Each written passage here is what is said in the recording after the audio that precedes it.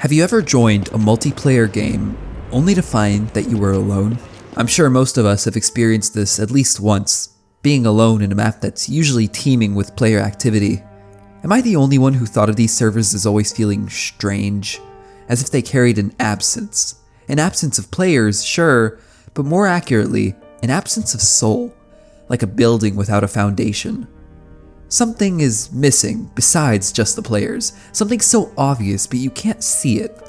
It's that strange feeling you get when walking down a school hallway alone, or being the only one driving down a highway. After a long while of this absence, your mind, unable to explain why you're alone, may just come to the conclusion that you aren't. I think that's why the idea of a dead game has gotten so popular recently.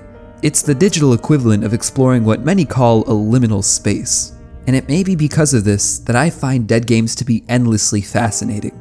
Games can die in a number of ways. They can become irrelevant, they can lose support from developers, or the reasons behind their lack of players can just be a mystery. But one way or another, exploring a multiplayer game, knowing that nobody, not a single soul is with you in this server or any other, makes you feel like you're seeing something you shouldn't, as if you're in an out-of-bounds zone, completely alone. It almost lets your mind play tricks on you. This strange feeling of loneliness being filled in by gaps in your mind is something I've talked about before, but with dead games, it feels different. The paranoia you feel in a dead game feels almost more justified. Dead games are unique in the way they unsettle you, because they aren't trying to. So why then is there this feeling of being watched, this feeling that you aren't alone, this feeling of horror? Dead games are surprisingly terrifying. In this video, I'll go over 3 examples of dead games, forgotten servers, or just games left to rot in obscure corners of the internet, all to find out why dead games are so scary, while encountering some weird things along the way. I aim to explore the horror of these dead games and to find out just what or who is hiding within them. I've learned from exploring these games that you can never be too sure that you're alone. You would be surprised at what dead Minecraft servers can keep hidden from view. You can never expect what you'll find in an old Minecraft server left untouched for years. There is a certain feeling of dread when exploring dead servers, an unsettling atmosphere.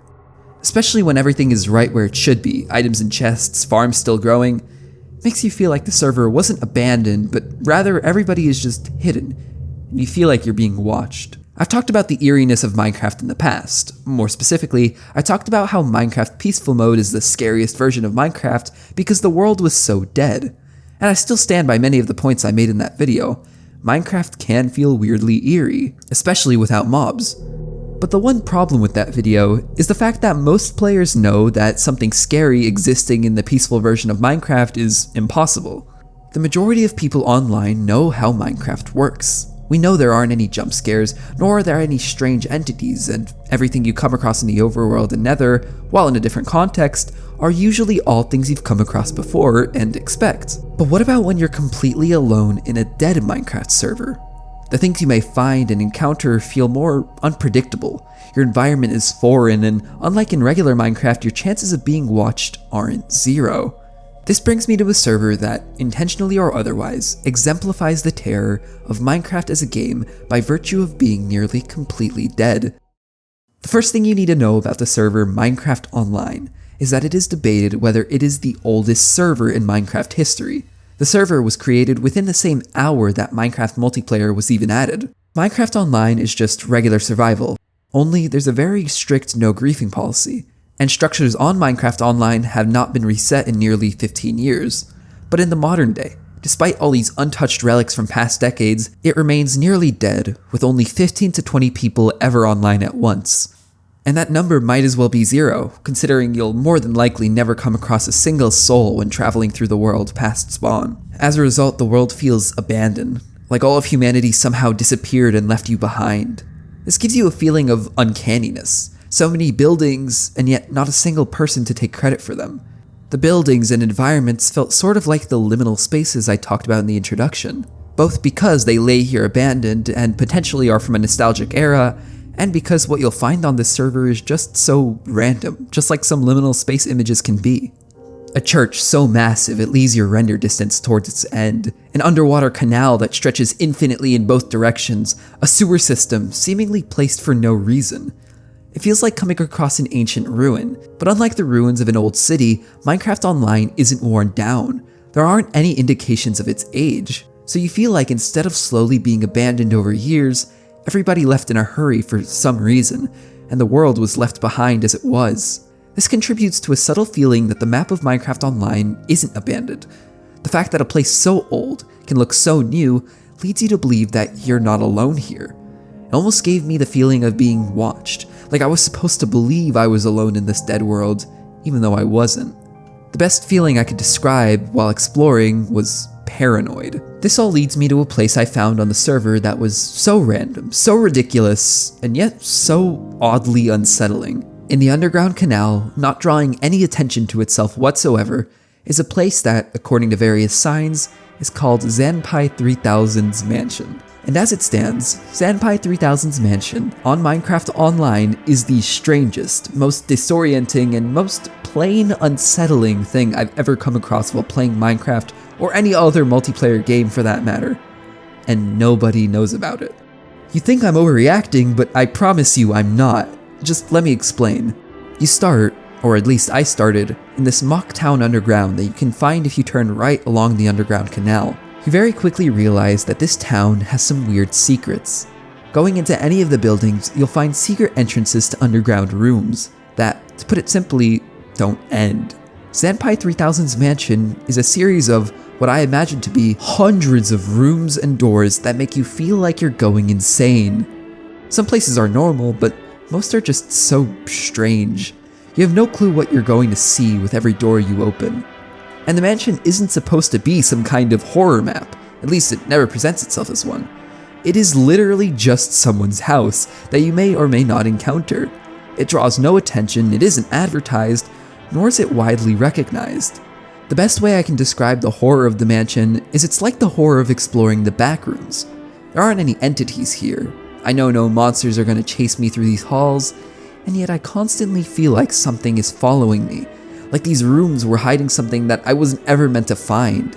In Minecraft Peaceful Mode, the terror was dampened by the fact that you knew your environment at least on some level. In the mansion, your environment is the one thing you can't predict. There are no mobs in the mansion. It's too well lit for that. You are alone. And there are a number of oddities that make the experience feel even stranger. The doors shut behind you when you walk through them. Occasionally, you'll hear a noise emanating from another room and find a jukebox still playing music. You feel almost like you're being watched, and it looks like whoever made this intended this in some places. And this is all despite the fact that this isn't supposed to be a horror map. It makes the horror more unintentional. If you knew coming into this that you would be met with all of these oddities and the place was designed to make you feel unsettled, then the environment probably wouldn't be as unsettling. But if you find a place like this, thinking you're just exploring around a cool base, then you quickly start to question your own sanity. It's honestly genius how unintentional the horror of Zanpai 3000's Mansion actually is. For the first 5 rooms or so, nothing is out of the ordinary. But when you continue and find that the rooms don't end, you start to feel like you're going crazy. The trick of the mansion is only revealed to you after going through 35 plus rooms without ever circling back on yourself. And it's only here that it dawns on you. This isn't a base, it's a labyrinth. The mansion is a facade. Its lack of intentionality makes it scary. There is no attention drawn to the small house that's supposed to be the main entrance. I came through an under construction portion. It exists for the 1% of players that not only go this direction, but find this specific, unassuming house and decide to go in. It accomplishes a sense of horror, whether intentional or not, by blending it in. Nobody would ever assume such an intricate and complicated system lies in a place that's so insignificant.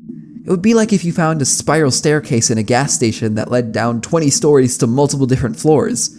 That's the kind of horror that Zanpai 3000's Mansion provides. The horror of the plain bizarre. And that leads to one of the other characteristics of the mansion: pure disorientation. One of the realizations that I made while exploring the mansion is that I was ever so slowly descending, to the point where some parts of the mansion are close to bedrock. Of course, I had no knowledge of this until I opened the F3 menu, only to realize in horror that I had gone 60 plus blocks down without noticing, and the mansion continued. It messes with your sense of direction too. I'm 90% sure there are repeat rooms inside of the mansion with something's changed ever so slightly. A door leading to a new area, the pattern on the wall being slightly different, the wood color changing. So you'll think that you finally found something familiar until you go through all of the doors and find that all of them lead to rooms you've never been to before. Once again, making you question your own sanity. It makes the mansion nauseating to explore. Another reason I think this is the case is because there isn't anything familiar to orient yourself around. In the mansion, there's absolutely nothing for you to hold on to. There's no common point, it's just one massive grid that spreads out infinitely. The mansion might also be unsettling simply because nearly every room is a liminal space of some sort. In fact, many of the rooms seem to have been directly inspired by famous liminal spaces. It's this, combined with its random and disorienting nature, that makes me feel like I might have seen a place like this in my dreams before. Every room feels like something taken straight out of your subconscious. In fact, I could have sworn that this room was taken straight out of a nightmare I once had. I think this effect is achieved because you probably have seen these places in your dreams. The rooms in the mansion are so diverse, and they mimic real-life places, usually just taken out of context with the rest of the mansion. These random, unconnected rooms sort of mimic the unpredictable nature of dreams. So when you see a pool or a long hallway or a room whose ceiling reaches to the skies, it's very possible that you've dreamt about it at some point. This illusion is also helped by the sheer number of rooms in the mansion. I can count them all, but if I had to guess, there are probably hundreds of rooms in Zanpai 3000's mansion, and I probably haven't even explored them all. When I say I explored this place for probably more than an hour and a half and still kept finding new rooms, I mean it. When you've been exploring that long, the question goes from when am I going to circle back to where does it end? There is no ending point, and in a way, there doesn't even feel like a starting point. After around the 1 hour mark, I started to wonder how I even got here in the first place, and my mind drew a complete blank. It was only after going back to the footage that I remembered exactly how I got to where I was. The mansion messes with your feeling of time. There doesn't feel like a past or a future, it's just you existing in an infinite present. The ambience also helps to make the mansion feel eerie. The Minecraft OST is usually happy and cheerful, and the OST fits in with 99% of what you do while playing Minecraft. In the catacombs of Zanpai 3000's mansion, the Minecraft OST's happy tunes feel disturbed, like the music is trying to give me the illusion of something familiar when I'm trapped somewhere so strange, like it's a cover for something you aren't meant to see, hidden in the halls. And there are no doubt secrets hidden within the mansion. I won't spoil them here, but in a room filled with jungle vines, you'll find a couple of hints to some of the many secrets within the mansion. The mansion itself is a secret. The fact there isn't a single YouTube video about the mansion, no forum posts, and only one wiki article on the mansion with a grand total of 145 words on it is criminal. I mentioned earlier that some parts of the horror of the mansion lie in the fact that it's unexpected, like you've walked into a room bigger on the inside than the outside. But it isn't just the fact that all of this is hidden in an unassuming house that the majority of people would walk straight past, provided they even went that direction. The fact that all of this was hidden on a server that consistently gets to know more than 20 players almost adds to the strangeness of the entire thing. Not only is it extremely unlikely that you'll find this place naturally, it's also even more unlikely that anybody would even play Minecraft Online in the first place to see it. When you get this niche, you never expect complexity.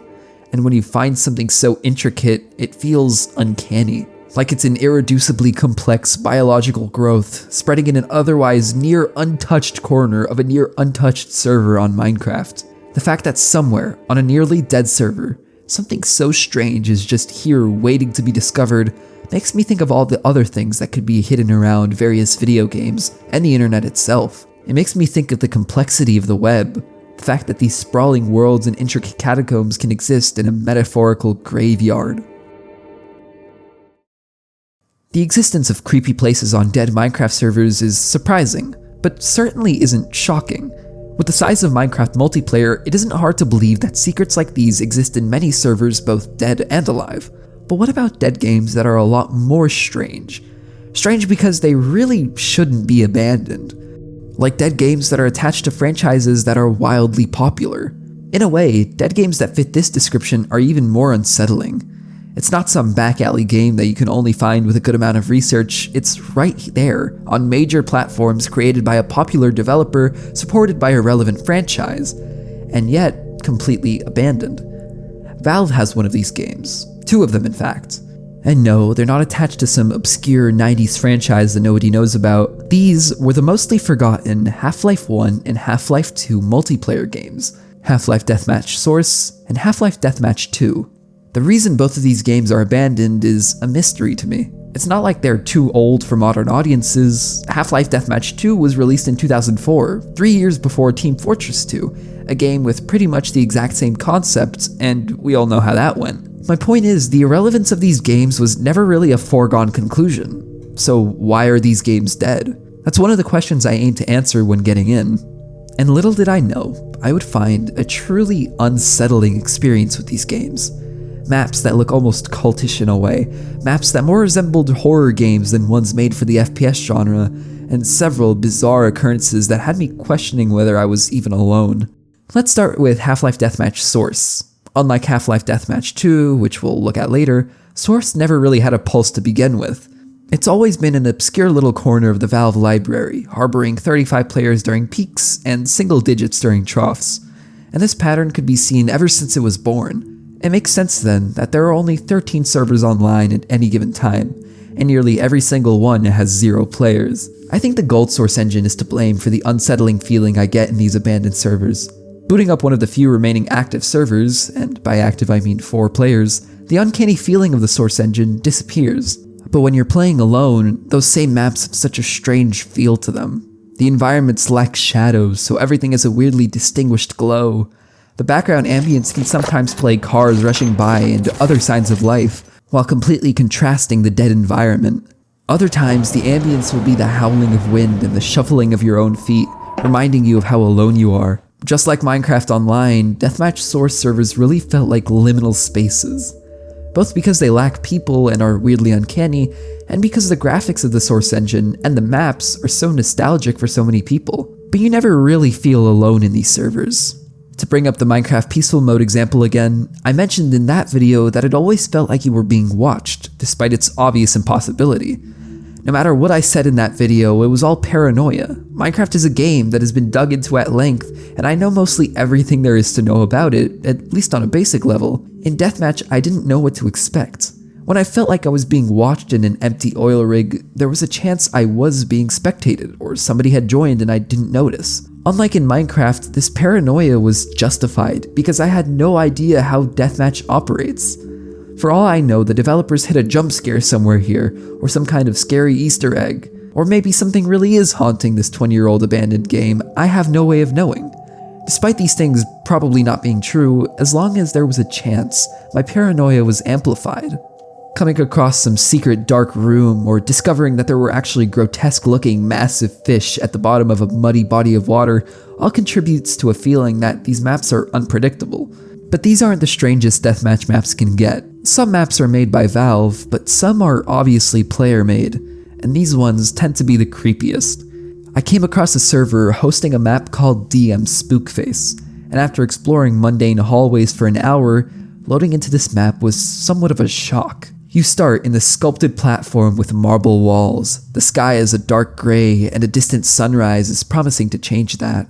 Surrounding the platform is a body of water that is then followed by another marble structure containing it. Past this, there are low-poly mountains and trees. This type of environment was one I hadn't seen in my exploration thus far, so the map already stood out. But that's not the reason it caught my attention. The map is covered with imagery of ancient symbols, statues, pots, and artifacts, as well as pictures of bugs like spiders and butterflies. But the strangest of all was this creepy-looking face that appears multiple times throughout the map, adding to the feeling that you're being watched at all times. Continuing to explore the map, you can find an underground section that holds a couple of secrets. Firstly, shooting this picture of a skull will cause a secret door to open. Going down the hallway and up the stairs, you find this strange face on the floor and fall straight into what appears to be some sort of crypt. You can go back to the hallway by opening another secret door. Another secret that's pretty creepy is this wall of text in the underground section of the map. Now, this poem doesn't exist online besides its inclusion in this map. so this was likely created by the person who made Spookface. What's even weirder is if you press E to interact with the text, the sound playgroundmemory.wav from Half-Life 2 plays.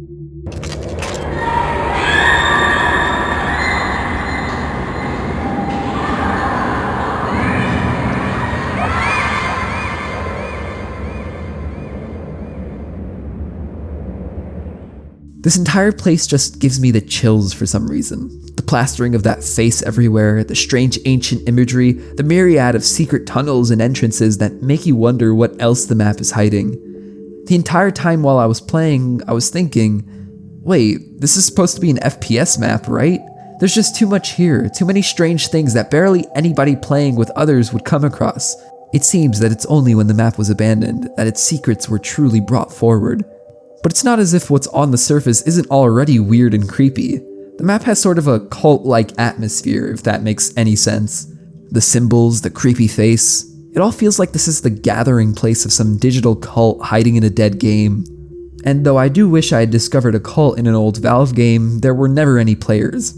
It was lonely, and very eerie for what it was. And the fact that this strange and creepy map is just sitting here in an empty server on a game nobody plays heightens this strange fear I have. Servers are online. Clearly this map serves some kind of purpose, otherwise nobody would pay the server cost. And yet 99% of the time, it doesn't. These thoughts were reverberating through my mind while exploring. What is this map's purpose? I guess we'll never know. However, abandoned servers whose reason for existence isn't all that clear isn't exclusive to Deathmatch Source. In fact, I think of the two, Half-Life 2 Deathmatch has the potential to be much more unsettling. The first thing you'll notice about Deathmatch 2 is the fact there are many more servers than in Source, upwards of 200, 95% of which are completely empty. Because of the Source engine being more refined and Deathmatch 2 generally having more players, the maps are a lot more expansive and plain weird in some cases. The strangest part is that not all of these maps are designed for Deathmatch. There are roleplay servers, construction servers, puzzle servers, and so on. The biggest question I had was, why do these maps even exist? If you wanted to roleplay or to build, that's what Gary's mod is for. Why would these servers exist here of all places? Better yet, why are they still up despite an obvious lack of players? It almost felt like they were created to be abandoned, as if these servers never had life in them at all. They exist simply to exist. A lot of the maps you'll find in Deathmatch 2 are so random. Exploring them will take you through multiple genres. On one map, I went from an endless flat grass to a crumbling city and finally finished off in a dock. The same map led me to GM Construct at some point in my exploration. Another map led me to a creepy abandoned city. The deeper you explore, the more disturbing things you would find. Deathmatch 2 really amps up the feeling of the player being watched. Maybe it's because the ambience is creepier, or because the maps are just generally bigger, meaning more places for someone to be watching you, but exploring genuinely feels weirdly unsettling. I think the biggest reason for this is the improved Source engine that Deathmatch 2 uses. The unsettling nature of the Source engine has already been talked about at length, and the eerie feeling of the Source engine is not lost on Deathmatch 2. My little theory for why the Source engine has always been slightly creepy and continues to be now is because it sort of occupies an uncanny valley between the unrealistic, low-poly graphics of the 90s and the Ultra HD, indistinguishable from real-life graphics we have today. Everything looks just kind of real, but if you take a closer look, you can spot the imperfections. The environment looks just a little too fake. You can't really put your finger on why. Nothing explicitly jumps out at you as being unreal, and yet you can't tell why something's off. It's a middle ground, much like the actual Uncanny Valley with faces. But just like with Source, this uncanny feeling is only present when you're alone. I played on some of the very few remaining active servers, and just like I thought, this feeling disappeared entirely. A big chunk of my time with Deathmatch 2 was playing the game very early in the morning, 5 AM or so. It's probably the best time to explore dead games like this, being beaten only by the dead of night. Every noise makes you jump. Sometimes I could swear I heard something in real life and would have to turn around. The in-game ambience filling my ears with absolutely no distractions. Sometimes I'd hear the same noises in dead servers as I heard in regular servers. Someone picking up a health pack, footsteps, a distant shot. I would check the player list and find that nobody had joined. Exploring these dead servers almost felt dreamlike in a way, and it wasn't just because the environments would change seemingly at random, but also because things would just happen in these servers that were so random. Sometimes you'd hear talking in a bathroom you can't enter, a song on the radio playing suddenly, jump scaring you, a train appearing out of nowhere promising to take you to a place called Ship Graveyard, doors opening and closing on their own, the occasional dead body and bloodstain, seeing something move in the corner of your eye.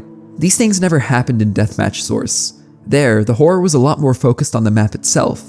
In Deathmatch 2, both the environment and the complete lack of cohesion were sources of horror. These random encounters, combined with the creepy atmosphere and ambience, mixed in with the fact that it was completely quiet and dark in real life, made the dead servers of Deathmatch into almost a psychological horror game. On the same map as the train, there was a town around the train station.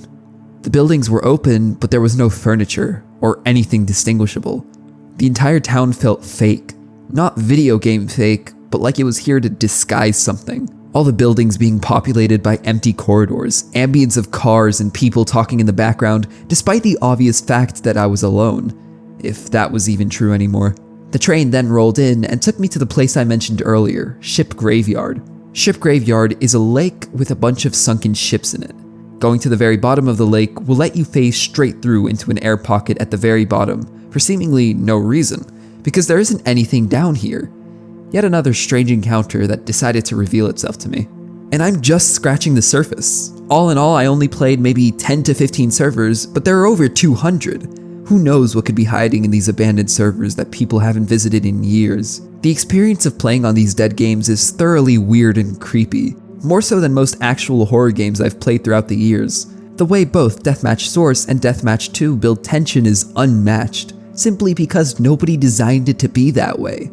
You are very aware that any paranoia you feel is just that, paranoia. For the most part, you're convinced it's all in your head.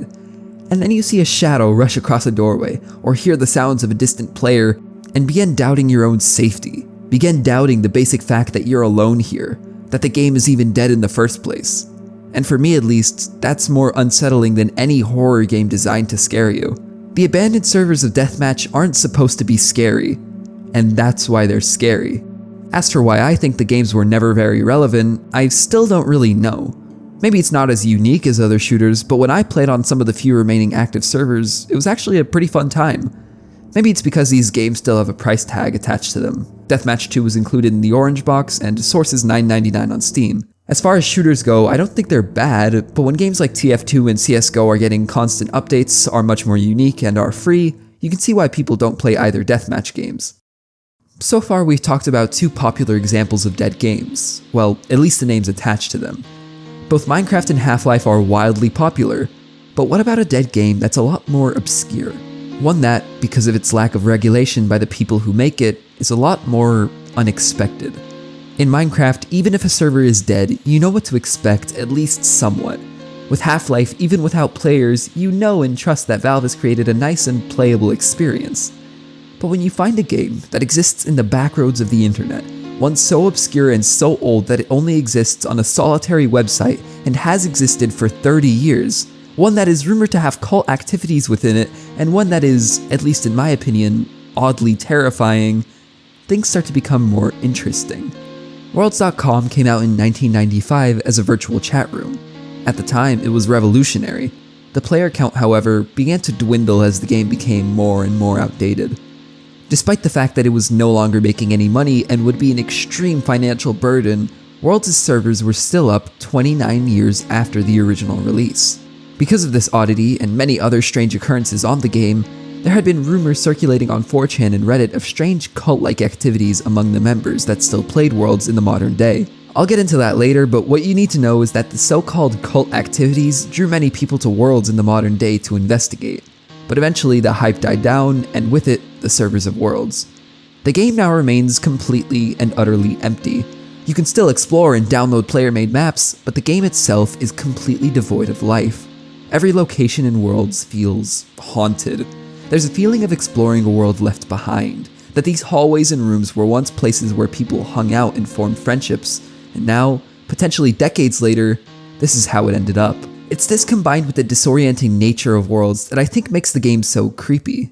For example, in a world called Hansen World, you can walk out of a futuristic-looking bunker and find a desert road stop, completely contrasting with where you just came from. If you continue down the desert road, you would be stopped at an invisible wall, and the road very obviously doesn't continue. Trying to hide something obvious is kind of what I thought of my exploration of worlds.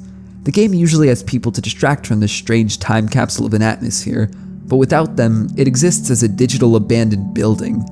And it just feels so creepy. It sort of makes sense why wandering the game in the modern day is slightly unsettling. Things like the weirdcore genre or modern horror games that play off of 90s graphics are all indirectly inspired by games like Worlds. In the modern day, playing an older game like this makes me feel as if something's going to jump out at me. Because so many depictions of this time in the modern era have been horror related.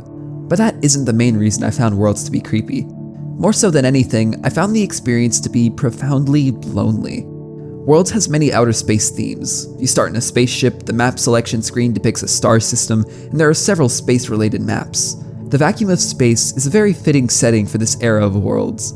It feels like you're in a frontier of the past, in a game that nobody cared to come back to. And just like space, there is no sound in Worlds. Like, literally, very occasionally will you ever hear something. Sometimes opening doors will have a creepy door creaking sound. Sometimes you'll hear music emanating from somewhere in the distance. Every sound in this game is a jump scare. It only serves to make the environment more unsettling. I constantly found myself thinking, how is this place a hangout at some point? It seems too creepy, the environment's too strange, the NPCs too uncanny. It makes me doubt the past even happened in some senses, as if this place seemingly popped into existence out of nowhere and never had history and never will. It makes me wonder, how many multiplayers would be like this if you stripped away the players? How many would have the exact same unsettling quality that World seems to unintentionally excel at? Feels like seeing a game like this is wrong, like it hasn't had enough time to dress itself up in the disguise of interaction with others, and instead is left bare for me to witness. I felt like I was being watched, not by a person, but by the world itself, silently judging me for my insistence on continuing to play long after the game's unofficial expiration date. I think one reason I feel this way is because the game is just so random.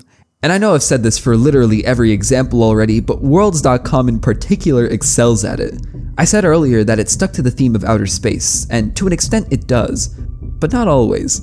There are multiple worlds dedicated to musicians, like Bowie World, Britney World, or Hansen World. I always found these maps to be the most unsettling, simply because they were the most detailed. Now, I don't know much about any of these artists, so all of the seemingly disjointed and creepy things I'll discuss about their respective worlds may just be references to their music, but either way, without the context, these places are just plain creepy.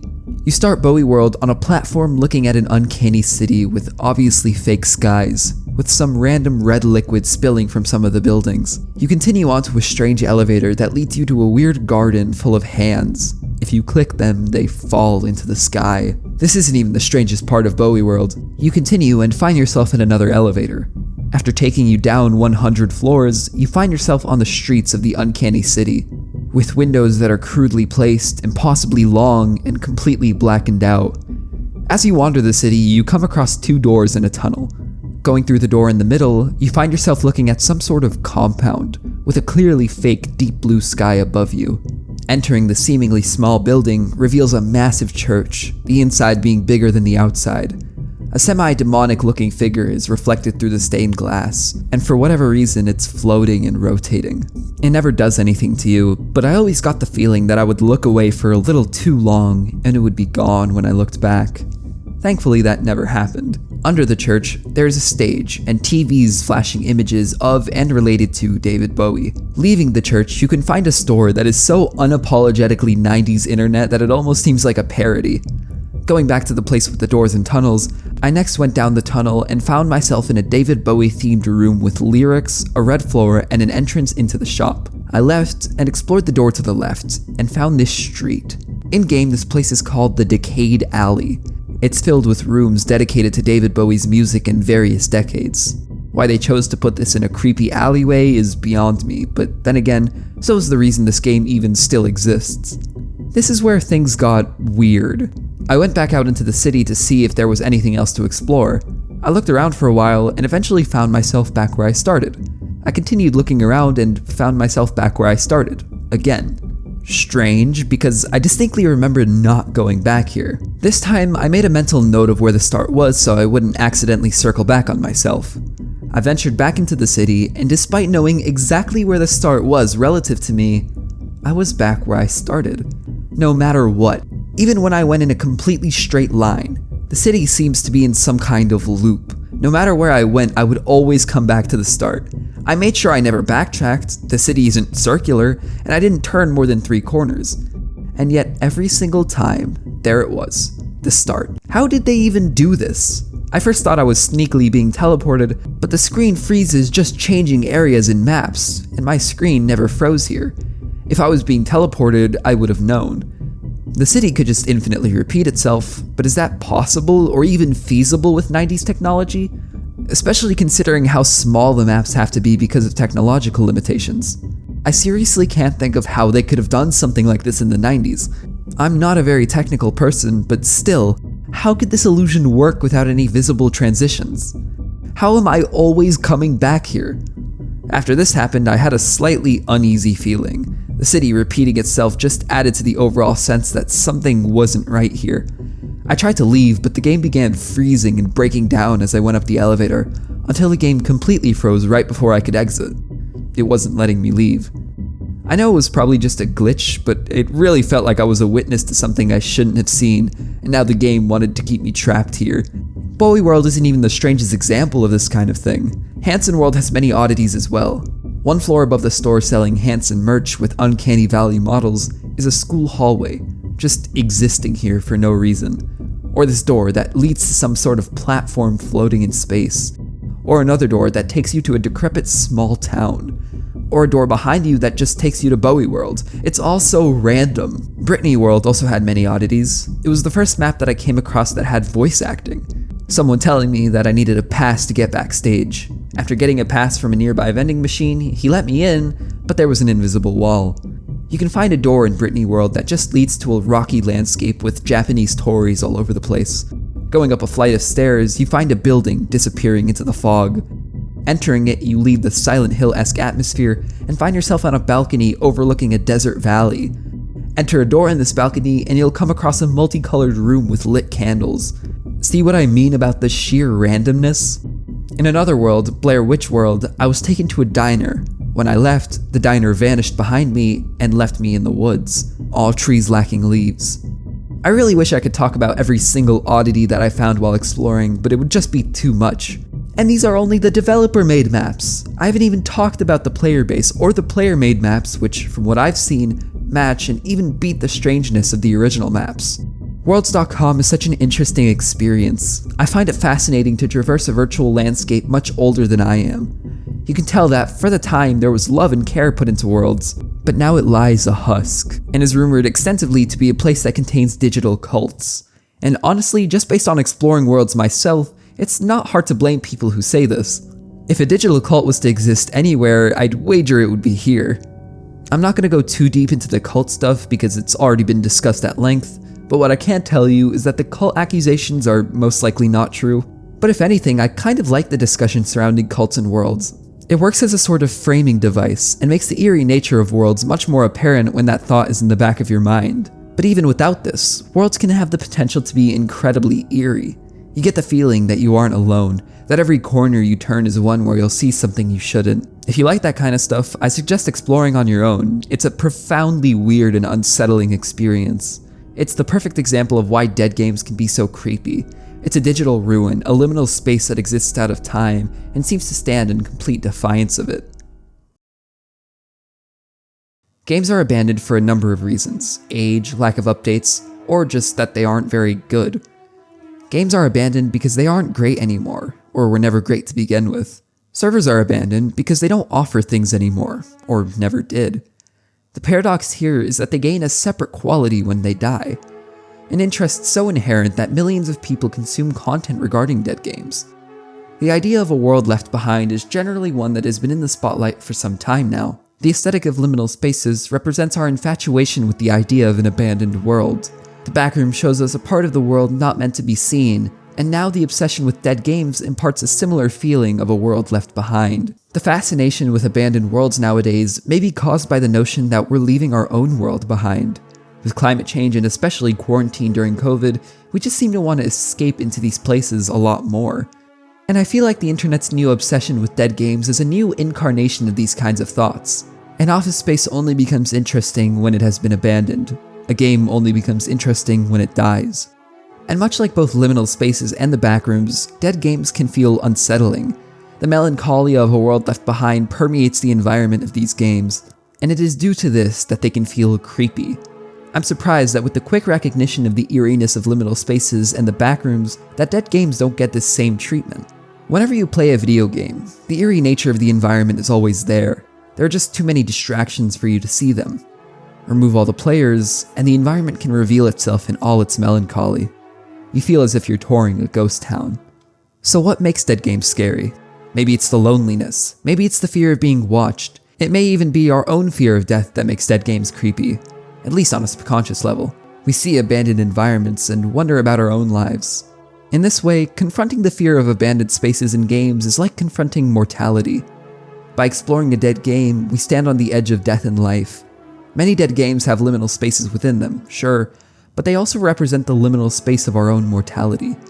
You can only see the parts that the game never dared to show when it was alive. Now that it's dead, it's willing to impart the truth onto you. When we explore a dead game, we find a place that has long died, that revives a part of itself to accommodate you and only you. That is why dead games are so terrifying.